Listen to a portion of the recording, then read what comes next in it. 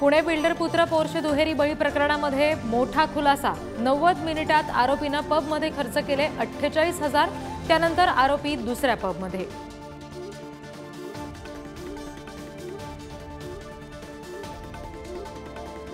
बाल न्याय हक्क मंडळाने आरोपीला दिलेला जामीन धक्कादायक। फडणवीसांचं विधान, तर कठोर कारवाई करा। पुणे पोलीस आयुक्तांना मुख्यमंत्री शिंदेंचा फोन।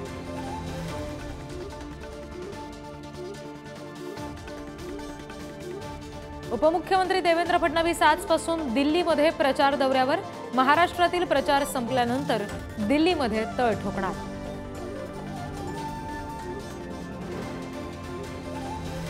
काँग्रेस नेते राहुल गांधी आज हरियाणामध्ये प्रचारात उतरणार। प्रचार रॅली काढणार। हरियाणामध्ये 25 मे रोजी मतदान।